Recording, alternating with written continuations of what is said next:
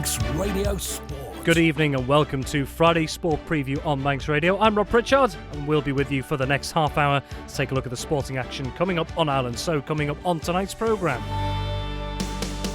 it's the final weekend of the 24-25 Manx football season. We'll be previewing the finals of both the Hospital Cup and Masters FA Cup.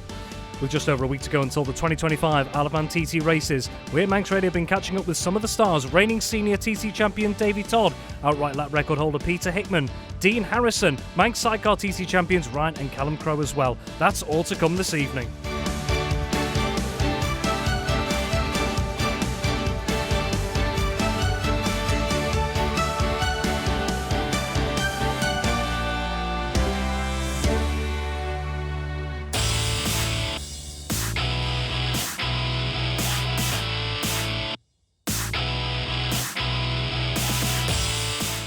Welcome to Friday Sport Preview on Manx Radio. Rob Pritchard with you here for the next half hour, taking a look through the sporting action on Ireland this weekend. And of course, just over a week to go until the 2025 Isle of Man TT races. We've been catching up recently with some of the stars set to grace the Snaefell Mountain course on the racing fortnight in less than, just over, 1 week's time. Before we get to all that, though, we're going to be turning our attention to football because it is the final weekend of the 24-25 Isle of Man football season and the second and third of 3 finals this week taking place this weekend. So to go through it with us, as always, is our football correspondent, Tony Mepham. Tony, good evening. Another lovely evening as well ahead of the weekend, isn't it? Lovely evening, and every time we meet up on a Friday, you're getting a little bit more tanned and I'm getting a little bit more tanned. So it's a dubious term. Keep it as it is, but I'm glad football's not being played too much at the moment because them pitches are pretty hard out there, Rob, but fair play. We'll have the good weather maybe in another month's time when we want the grass seed to grow, but it's all sort of coming to a closure now. TT comes in and then the hard work starts on the pitch. And just quickly before we take a look at not just this weekend but this week just gone, footballing wise, we've had a couple of games elsewhere. Now that we are right towards the end of the season, I think I can safely ask this question. How pleased have you and the FA been with how smoothly the schedule has gone compared to, say, the last 2 seasons? That's had some heavy disruption at times. It has, Rob, but to be honest with you, here we are into the last week. We're supposed to be wrapping up the programme tomorrow, but we've still got 2 games left to play after that. So some of the clubs have been involved heavily. Braddon, obviously, Ramsey as well, which has caused 1 or 2 sort of headaches. But we've got through it, and we're chuffed to bits because everyone now is sort of getting ready. Football clubs rely, I think there's 13 clubs on having their pitches available for TT, and all that work is getting sorted out now. But it's been a good season. I'm sure we'll cap on that later on, and everything's gone well. Indeed. Well, this weekend, of course, we've got 2 more finals to come. The Manx Quality Sheds Hospital Cup final on Saturday and the Masters FA Cup final on Sunday. But one trophy was decided in midweek as well. And congratulations to Braddon. A season treble for them. Quite the season for Braddon so far. So not content, clearly, with winning Ardern and Drug Unlimited Division 2 back in late March and also winning the GH Corlett Woods Cup on Easter weekend. They've now gone and claimed the Paul Henry Gold Cup for 2025 after a 4-1 victory over Douglas High School Old Boys on Wednesday evening at the Bowl. And Tony, it seemed like a very assured performance from Braddon. Yeah, it was, and I think Braddon went into it quite confident because they'd already, got the 2 trophies in the bag, and the league is the big one that they wanted to get promoted. But Douglas High School Old Boys went in confident because they've got promoted alongside Braddon. But when you've got sort of people that can score goals, and Michael Hutton started it off early on for Braddon to give them the 1-0 lead, and then no Braddon score sheet is sort of the right sheet to read if Liam Kane's not there. So he got a goal, and then an own goal. I felt so sorry for Alex Ringham because the ball just came over. He couldn't get out of it, out of the way, and it touched him and went in. But that was 3. But they pulled one back, and Jacob Stones, who started off on the bench in the first half, second half, he did 2 or 3 really good things to pull them back, and it was unfortunately a slip of sort of things pushing forward, and defensively Old Boys had switched off a little bit, and that allowed Duncan Ray, man of the match, to come through and scored the 4th. Martin King for Douglas High School Old Boys, their captain, he had a good header, it hit the post, but it was Braddon that won, and I don't think Old Boys had any arguments over that. It was well supported in glorious weather conditions, and that's 3 out of 3 for Braddon, and congratulations to them, and they can sort of put the boots away now, get in preparation, I'm sure, in another 6 weeks or so to sort of see how they can go in the Canon Life Premier League.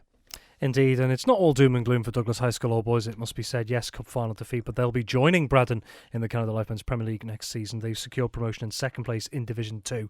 Well, turning to this weekend then, well, the Manx Quality Sheds Hospital Cup final, 2 o'clock kick-off tomorrow at the Bowl in Douglas, and it is a repeat of the 2024 final as Ramsey take on Laxey. Ramsey 2-1 winners in this final 12 months ago as well.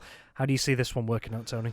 I've got to go I think, a little bit with Ramsey at the moment. I think the inclusion of Charlie Higgins has certainly helped things sort of up front. He's a great player and can motivate the players around him, even though he's only young himself. He's got great experience because he's been a top player for quite a while now, and it's great to see that he's been able to sort of play with his friends, because that's one thing that they've been missing out on, is one or two players, Ramsey, to make them stronger, because they're playing for FC Isle of Man. But when you look at other people around, Ollie Grice, you've also got in there Alfie Scott, Dylan Pickles as well is in there. So they've got a forward line to fear big time. But then sort of Laxey, you just look at the squad that they've got, and if everyone was available, then they'd be probably slight favourites. But I know there's still one or two missing, and Johnny Palmer will have to tinker with his team. But people like Tom Kenny, Tom Cowan, all those sort of people around there, they've got a lot of sort of ability, and they can mix it big time with Ramsey. And I think it's going to be a close game, but I'll just go on current form at the moment. Anthony Cooper and Andy Perry's team are going to be a little bit too strong, I think, for Laxey.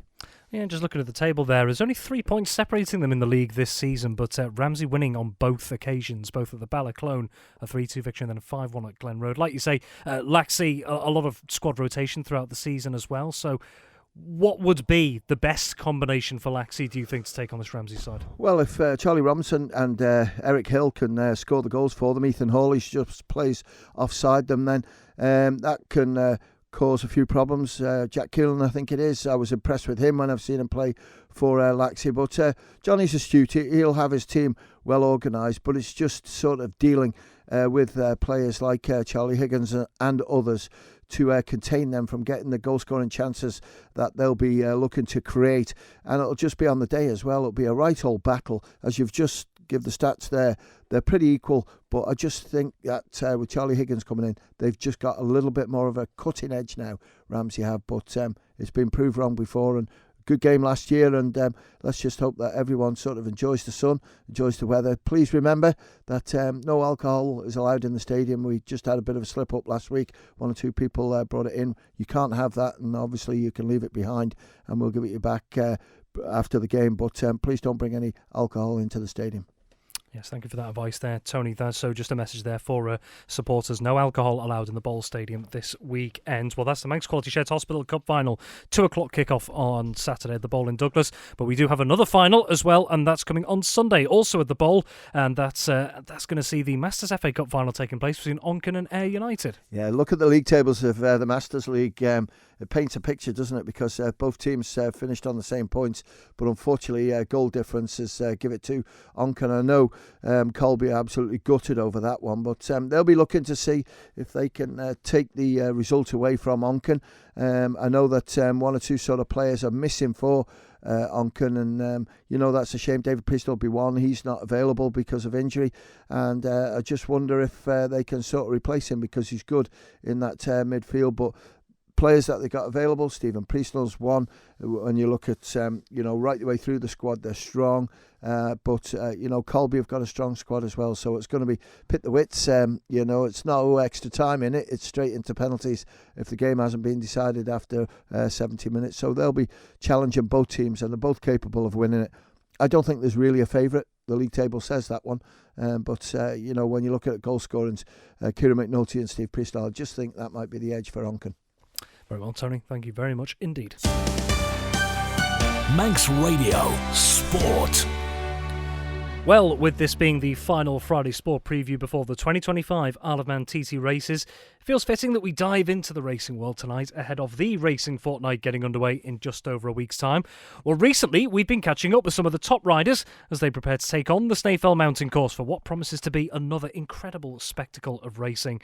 And it feels a good place to start this evening with the reigning senior TT champion Davey Todd, who took 2 victories in 2024 in a breakthrough season on the island for the Saltburn Man.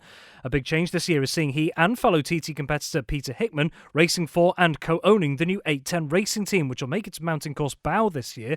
Well, I asked Davey about their ambitions in 2025 and how it's been setting up the new squad in such a short space of time. Yeah, certainly hectic's definitely the word. It's been a crazy couple of months getting everything prepared and ready. Fortunately, me and Peter have had a fantastic group of guys behind us, a fantastic group of people involved with the 810 racing team. Putting everything together has been a rushed experience, certainly, but we're making sure we want to do things right. Working with Pete has been is a really cool experience, to be fair. We were friends already and only become better friends since this happening, so it's great to be partnered with a guy like Pete. Of course, you and Pete are now co-owners of the team as well, so how are you going to balance this year, not just going out there and racing, trying to get results, but also being co-owners, managing all the logistics around it? Yeah, it's as I said before, it's a really exciting thing. Honestly, the team won't take any managing. You know, all the guys, all the people that we have involved with 810 racing, they all know what they're doing, they know the job, and we're going to approach it in a different way. We want it to be enjoyable for everybody, not just us, the riders. And after last summer, of course, with the Milwaukee BMW team, you won the senior race, you won the super stock race, and even on the Ducati as well, a couple of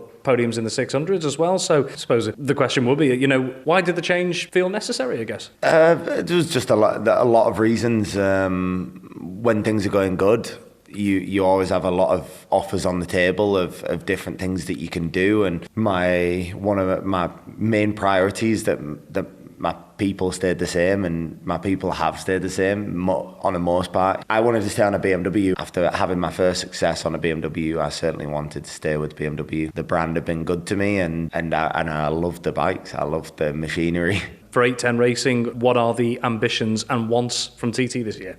Certainly for the TT, the ambitions for both me and Pete is to win.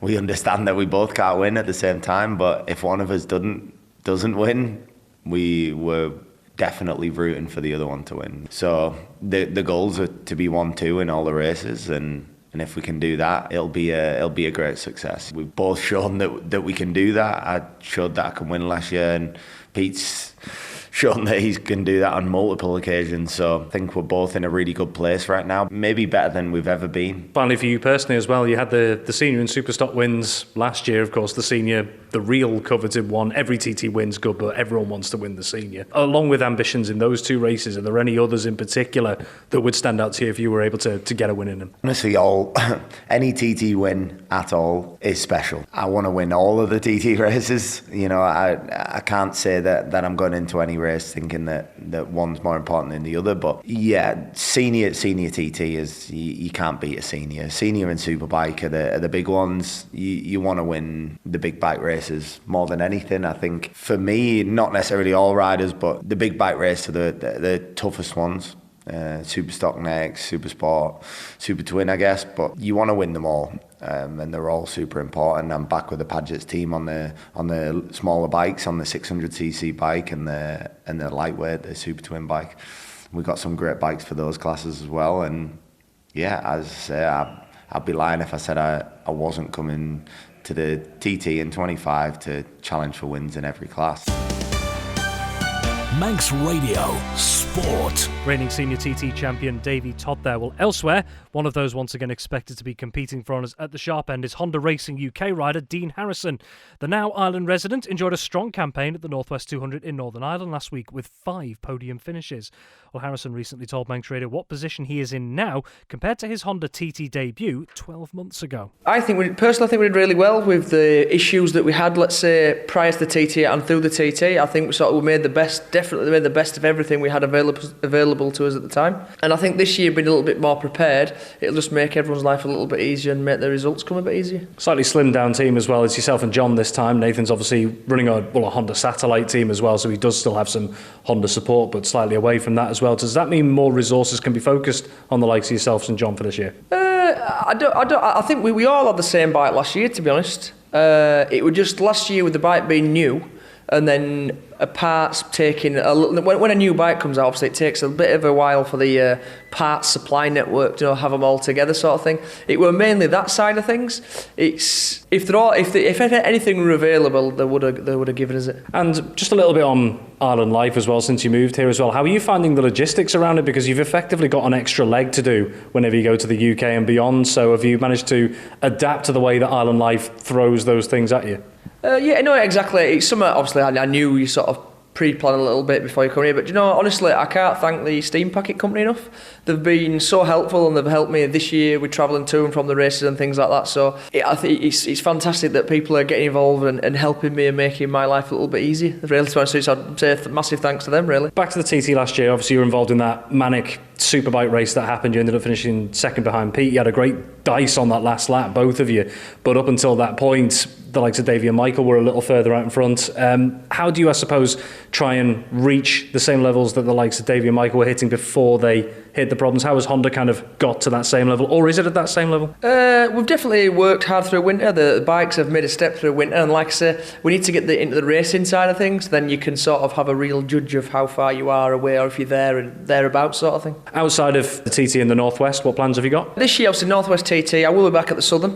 Not 100% sure what bike's on yet, but I'll be there in some way, shape or form. And then we are doing the full season of the British Supersport Championship at the BSB. And in terms of the TT landscape, how much do you think it's changed in the last few years? Because in times gone by, for example, 20, 30, 40 years ago, it would have been majority pure road racers, privateers coming in, the likes of yourselves with the BSB experience. There seem to be more of those coming through. How much has it changed over the years, do you think? I think it's just what races are on, because there's not as much road racing as there used to be. There used to be much more of it, but obviously in recent years, I think it's insurance problems. There's not a lot of it happening, so you have to race where you can race, don't you? And just finally as well, a bit of an obvious question really, but where do you see yourself competing most at TT this year? Do you know what? I think we'll be strong in all classes. The Supersport, I think, maybe one of my strongest. I'm riding that bike weekend in, weekend out, and I've sort of understand it quite a lot more, but I felt good on the superbike in testing. It felt, like I say, compared to last year, we're quite a lot different, which is positives. The bike's a little bit faster, so a bit more reliability now, which is nice. So I feel good on a few of the bikes, to be honest, and the stock bike's always going to keep getting better and better and better. Manx Radio Sport. Honda Racing UK rider and now, of course, Ireland resident Dean Harrison there. 5 podiums at the Northwest 200 last week. What can he potentially conjure at the TT this year? We'll have to wait and see. Well, now, a 14-time TT winner, I should say. Peter Hickman also remains the fastest man ever around the Snaefell Mountain course. He and Davey Todd are on a new venture in 2025, co-owning 810 Racing. On the squad's road racing debut in Northern Ireland last week, the duo managed 2 victories and a further 4 podiums between them. Well, Hickman's no stranger to running his own team at the TT, and indeed, outside of the big bike races, he'll be back once more this year with his PHR Performance crew among his commitments. Well, after success in recent years with previous employers, FHO Racing, he told me why he thinks this new chapter is the right way forward, and also the wider challenges of coordinating an entire squad these days. Things just change, don't they? All good things have to come to an end at some point. I've had a fantastic 4 years with the FHO Racing team. It was time to make a change, and we made a change. So probably the most common misconception is people think we were forced to change when actually it was our decision to change. So it wasn't necessarily our choice to make our own team. That wasn't actually the plan, but decided not to stay with FHO. That was the first thing, and then we've ended up creating our own team. That's something that's just ended up happening literally over a coffee, really, to be quite honest. It was what decision are we going to make, how are we going to move forwards with my career, how's Davey going to move forwards with his career, and what does the team and the personnel want to do? And then 810 Racing was formed. I've ran my own team and I've run my own bikes at the TT for the last couple of years, but not a super bike, not a big bike, so it's going to be a new thing for me as well. I'm really looking forward to it. You both co-own this team and set it up. You've got your own PHR team as well. How difficult is it in today's environment with rising costs in everything we do? Motorsport is not a cheap sport in itself. How difficult is it these days to set up a team? Yeah, it's expensive, that's for sure. Me and Davey have put our hands in our own pockets to get this thing going, and that's probably another thing that people don't realise. They think someone else is paying for it all, which they're not. So yeah, it's tough. It is tough, but it's also something that I wanted to do. It's something Davey wanted to do. The PHR is something else that I want to do personally. Obviously, I run that as a business as well with PHR Performance, which is available for anybody to use. Track day riders, racing riders. In fact, we do engines for quite a few different people, including the Crowe brothers sidecar engines. We built them last year, which obviously they ended up winning both the sidecar races and went through the speed trap 5 mile an hour faster than any sidecar ever, which is pretty nice accolade for our firm. But yeah, it's I'm quite a driven person, really. I always want to try and strive to be better and to keep moving forwards. Now we'll turn to the racing side of things. Obviously, so much focus will be on the thousands, obviously with 810 Racing, but that is not going to be the only class you're going to be racing in this year. No, I have with my PHR Performance team, I'm running the Trooper Triumphs ST765, the Street Triple 765 RSs again. We had a tough year actually on that bike last year, but we've made some real good improvements with that bike, and like I said, finished 4th the Daytona this year. Really already quite comfortable on that bike, really happy with it. And we've also got the Swan Super Twin, which I rode last year and finished on the podium with it a couple of times. We obviously need a little bit better than second place, but we've been working really hard behind the scenes with that bike as well to improve it and to find some more speed out of it. Proof's in the pudding, we'll find out. Indeed, and in terms of the race in itself, again, you'd probably like me to remind you that you drew level with Mike Aylward last year as well after what was a manic superbike race, but given the pace, particularly in the big bike classes that we saw from the likes of Davey and Michael before they hit mechanical issues in that superbike race as well, how they were competing across the board as well, how tough is it going to be to try and keep pace with some of those guys who are very much up there with you these days? Yeah, I mean, the pace just keeps getting faster, doesn't it? More and more people are coming through, the boys are getting faster and faster. It's getting harder and harder. It never gets any easier, unfortunately. But no, it's good, you know. I think the competition's actually really healthy at the minute, and I think the rivalry is also really healthy as well. None of us want it easy. We all want to win, but we don't want to win easy. We want to, you need to earn it. In this place at the Isle of Man TT, you definitely earn it. Manx Radio Sport. 14-time TT winner and TT outright lap record holder Peter Hickman there. Well, rounding things off tonight, we're going to go from 2 wheels to 3, and I think it's fair to say one sidecar crew in particular won the hearts of spectators and proud Ireland residents alike in 2024. Well, after a meteoric rise in racing in the last few years, Jerby brothers Ryan and Callum Crowe fulfilled their dreams to take not one, but their first 2 sidecar TT wins last year. Furthermore, they joined an exclusive club by becoming only the 3rd sidecar crew to lap the mountain course at over 120 miles an hour. When I sat down recently with Ryan and Callum, I asked how, after such a successful 2024, they can now take things to another level. There's always a million things you can build on. We have worked quite hard this year to develop it even further than we did last year. There's been a lot of technical changes, and just in general there's been massive changes. All have been progress. Everything's worked well.